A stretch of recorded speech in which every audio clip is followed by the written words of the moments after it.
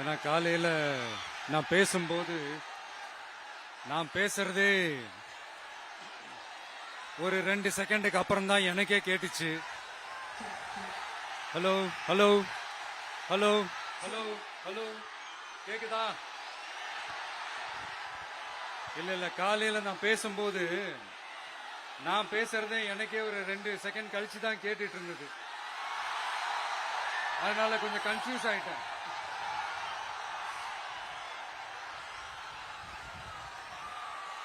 Okay, முதல்ல police டிபார்ட்மெண்ட்டுக்கு என்னுடைய மனமார்ந்த நன்றிகள். அவங்க இல்லனா அந்த பைபாஸ்ல இருந்து இந்த ஸ்பாட்டுக்கு என்னால வந்திருக்க முடியுமான்னு எனக்கே தெரியல. So once again, thank you so much.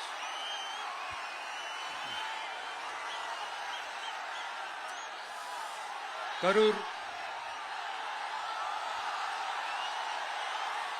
Amaravathi ஆத்தங்கரையில் இருக்கிற ஒரு ஊரு. அது மட்டும் இல்ல, இங்க ரொம்ப முக்கியமான டெக்ஸ்டைல் மார்க்கெட் ரொம்ப ஃபேமஸ், எல்லாருக்குமே தெரிஞ்ச ஒரு விஷயம் தான். அந்த மாதிரி கரூரை பத்தி பெருமையா சொல்லிக்கிறதுக்கு நிறைய விஷயங்கள் இருக்கு. அதுல எந்த மாற்று கருத்துமே கிடையாது. ஆனா இப்போ ரீசன்ட் டைம்ல பாத்தீங்கன்னா இந்தியாவிலேயே கரூர் அப்படின்னு சொன்னாலே ஒரே ஒரு பேர் தான் ரொம்ப ஃபேமஸா ஜொலிக்குது. அதுக்கு யார் காரணம்?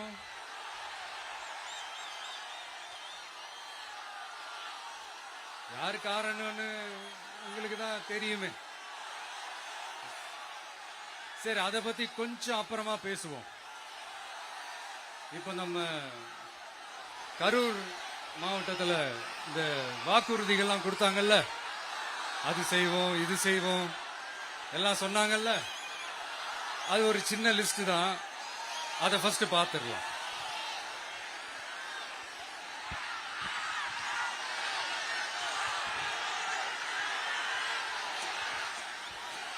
இந்த கரூர் மாவட்டத்தில் இந்த பேரீச்சை வளர்க்க சிறப்பு திட்டம் செயல்படுத்தப்படும். இத்திட்டத்தின்படி பேரீச்சை வளர்க்க நிதி உதவி வழங்கப்படும். வாக்குறுதி நம்பர் 81. பேரீச்சை மரத்தை விடுங்க,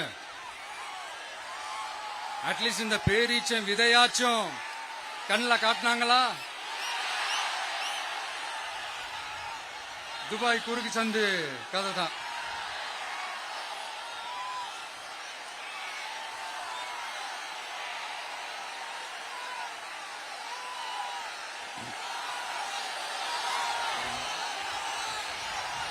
போறீங்களா? அடுத்து இன்னொரு வாக்குறுதி இருக்கு. கரூர் விமான நிலையம் அமைக்க நடவடிக்கை எடுக்கப்படும்னு வாக்குறுதி நம்பர் 448. ஆட்சியே முடிய போகுது. 4.5 வருஷம் முடிஞ்சிருச்சு. இப்ப போய் ஒன்றிய அரசு கிட்ட அமைச்சர் போய் கோரிக்கை வைக்கிறாரு. என்னன்னு? ஏர்போர்ட் கட்டணும். ஐயா அமைச்சரே, இதுதான் உங்க டக்கா?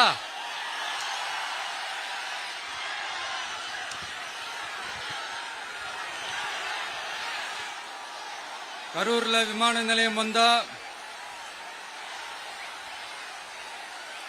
போறீங்களா சார்? போயிடுங்க. அதான் கேட்டேன், அப்பவே கேட்டேன், போயிடுங்க. நண்பா கொஞ்சம் வழி விட்டுருங்க. நண்பா கொஞ்சம் வழி விட்டுருங்க.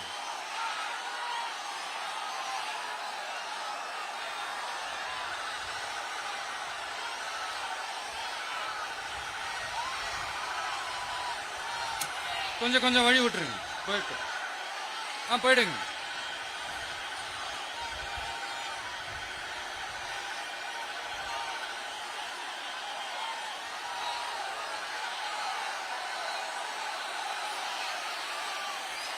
Super super super.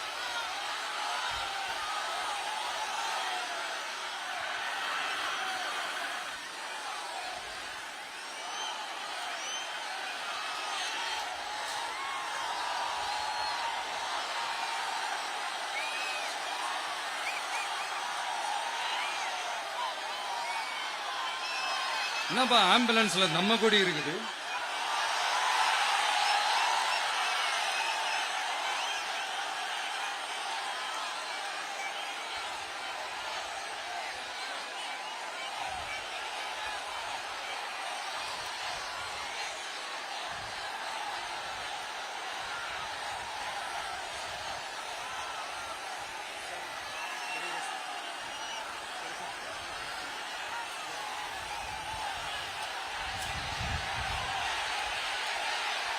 என்னாச்சு?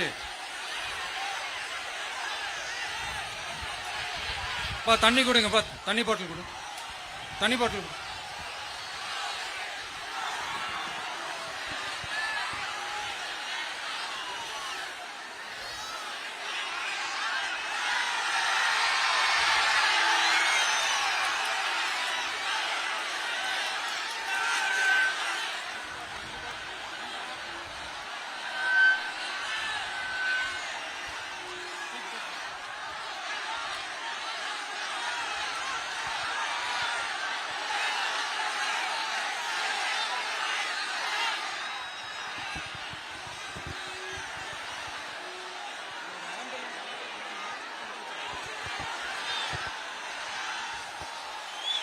ஜெகதீஷ்,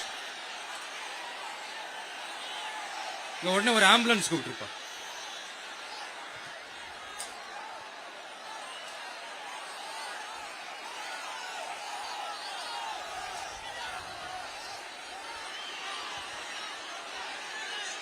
என்ன சொல்றான்?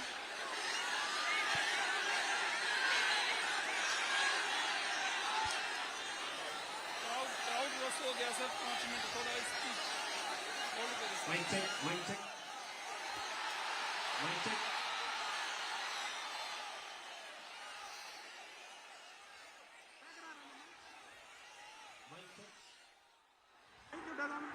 வருதா?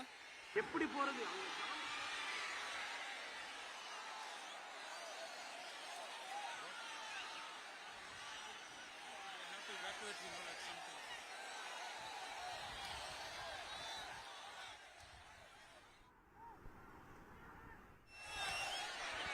Udaya,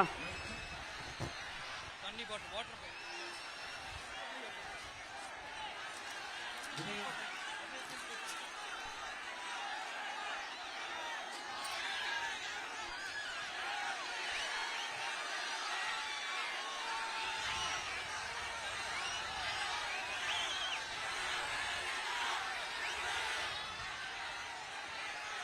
mic check, mic check.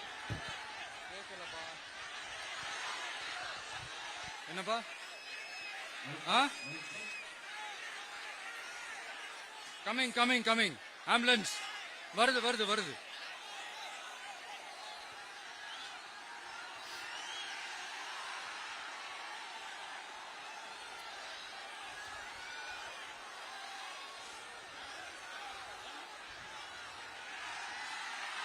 ஒரு ஆதவ ஆதவ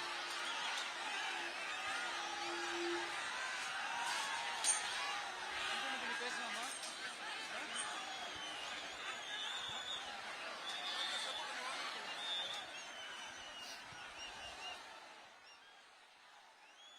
டாக்டர் பிரபு பக்கத்துல வாங்க.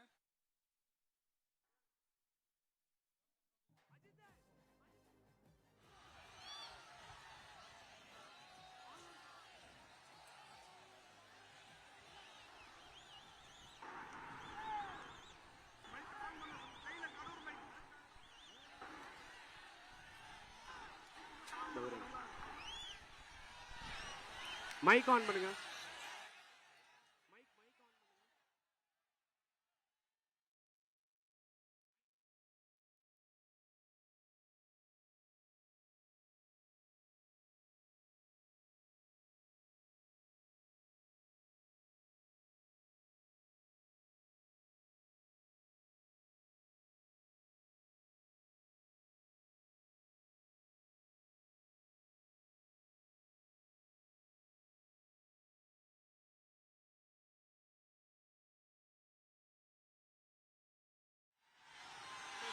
பேசுறேன்.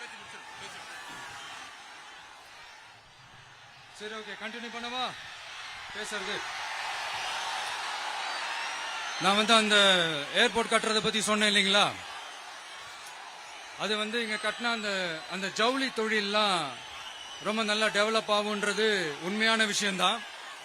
But at the same time இந்த பரந்தூர் மாதிரியே இந்த மக்கள் பாதிக்காத வண்ணம் அந்த இடங்களா பார்த்து அந்த ஏர்போர்ட் கட்டினா இன்னும் நல்லா இருக்கும்.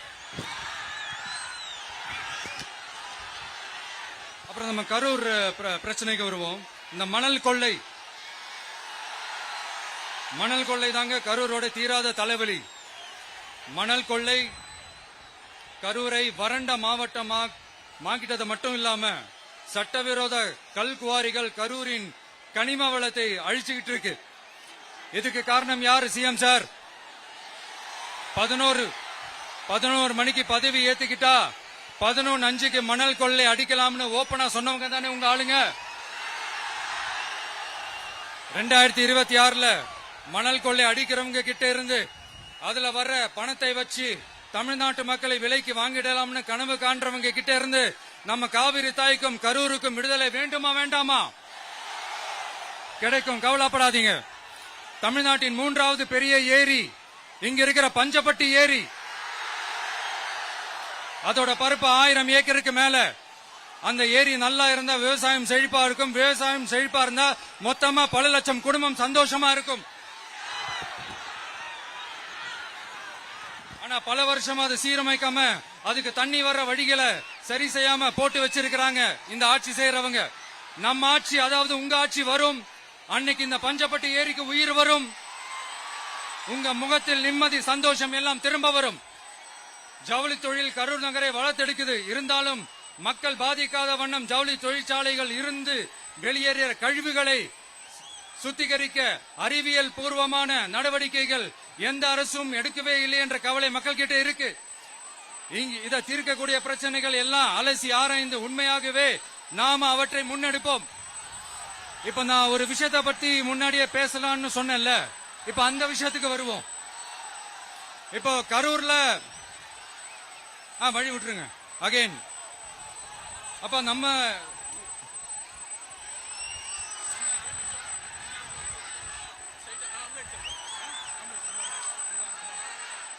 ambulance.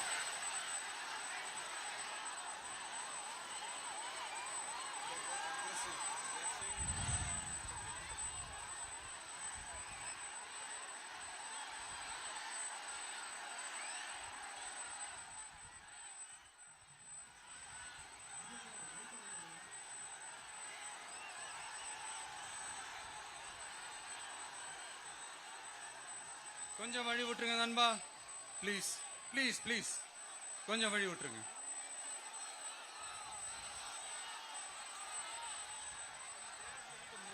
Ask them to move, give the passage to ambulance. Here there is a lot of people down. They have to take them to ambulance. கொஞ்சம் அந்த வழி விட்டீங்கன்னா அந்த ஆம்புலன்ஸுக்கு அவங்களுக்கு கூட்டிட்டு போகணும். அந்த வழி விட்டுருங்க அப்படியே.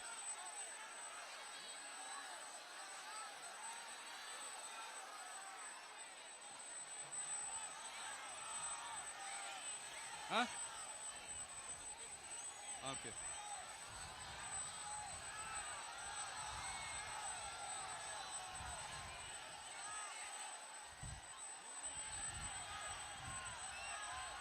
பேசலாமா?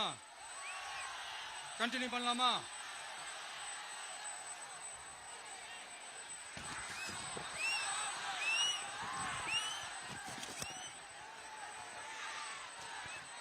இங்க கரூர்ல இருக்கிற முக்கியமான பிரச்சனைகளை பத்தி நம்ம பார்த்தோம் இல்லையா? இன்னொரு முக்கியமான பிரச்சனைக்கு காரணமா இருக்கிற ஒருத்தரை பத்தி நம்ம பேசாம போனா நல்லாவா இருக்கும்?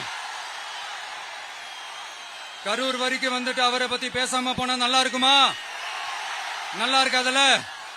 எதுக்கு சுத்தி வளைச்சுக்கிட்டு ஸ்ட்ரைட்டா விஷயத்துக்கே வருவோம். இந்த கரூர் மாவட்டத்தில் ஒரு மந்திரின்னு ஒருத்தர் இருந்தார்ல, இப்ப ஒரு மந்திரி இல்ல, ஆனாலும் மந்திரி மாதிரி. நான் யாருன்னு உங்களுக்கு சொல்லிதான் தெரியணுமா என்ன? ஒரு க்ளூ ஒண்ணு கொடுக்கலாமா? பாட்டிலுக்கு 10 ரூபா, பாட்டிலுக்கு 10 ரூபா, பாட்டிலுக்கு 10 ரூபா, பாட்டிலுக்கு 10 ரூபா, பாட்டிலுக்கு 10 ரூபா, பாட்டிலுக்கு 10 ரூபா, பாட்டிலுக்கு 10 ரூபா, பாட்டிலுக்கு 10 ரூபா. இப்ப ரீசெண்டா கரூர்ல ஒரு விழா ஒண்ணு நடத்தினாங்களே, அது என்னப்பா 30 பேர் விழாவா? 30 விழா, சாரிப்பா கன்ஃபியூஸ் ஆயிட்டேன். அந்த விழாவில் மாண்புமிகு சிஎம் அவர்கள் இந்த மாஜி மந்திரியை பத்தி உச்சி மேல தூக்கி வச்சு மெச்சினதெல்லாம் நம்ம காதால கேட்டோம் இல்லையா? இதே சிஎம் அவர்கள் இதே கரூருக்கு வந்தப்போ, எதிர்கட்சியா இருந்தப்போ, அந்த மாஜி மந்திரியை பத்தி என்னெல்லாம் சொன்னாரு, என்னெல்லாம் கேட்டாரு. ஐயா ஃபேக்ட் செக் நண்பர்களே, இதெல்லாம் நீங்க பெருசா ரிசர்ச் பண்ணணும்னு அவசியமே இல்ல. யூடியூப் ஓபன் பண்ணி பாருங்க, தெரிச்சிருவீங்க, மிரண்டுருவீங்க. இந்த திமுகவுக்கு இந்த மாஜி மந்திரி இப்ப என்னவா இருக்கிறாரு அப்படின்னு மக்கள் பேசிக்கிறாங்க தெரியுமா? இந்த திமுக குடும்பத்துக்கு ஊழல் பண்ற பணத்தை எல்லாம் 24x7 டெலிவரி பண்ற ஒரு ஏடிஎம் மெஷினா இருக்கிறாராம் அப்படின்னு நான் சொல்லுங்க, ஊருக்குள்ள பேசிக்கிறாங்க. சரி, இங்க ஓகே. இன்னொரு முக்கியமான விஷயம், இங்க போலீஸ் பாதுகாப்புலாம் இருக்கா இல்லையா? போலீஸோட கைகள்லாம் கட்டப்பட்டிருக்குன்னு நினைக்கிறேன். போலீசார் மக்கள் தான் சார் எஜமானர்கள். மக்களுக்காக மட்டும்தான் பயப்படணும், வேற யாருக்காகவும் பயப்படணும்னு அவசியமே கிடையாது. இன்னும் 6 மாசம் தான். ஆட்சி மாறும், காட்சி மாறும், அதிகாரம் கை மாறும். உண்மையான மக்களாட்சி, மனசாட்சி உள்ள மக்களாட்சி அமையும். அப்ப தெரியும் எல்லாருக்கும் சுதந்திரமும் பாதுகாப்பும் 100% வரும். தேங்க்யூ நண்பா. கான்பிடண்டா இருங்க, நல்லதே நடக்கும், வெற்றி நிச்சயம். அஷ்மிகா 9 வயசு ஒரு பொண்ணு காணுமா, நீங்களே நம்ம தோழர்கிட்ட சொல்லி கண்டுபிடிச்சு கொடுக்க சொல்லுங்க. அஷ்மிகா 9 வயசுல ஒரு பொண்ணு காணுமா? தம்பிகளா கொஞ்சம் தேடி கண்டுபிடிச்சு கொடுத்துருங்க. அஷ்மிகா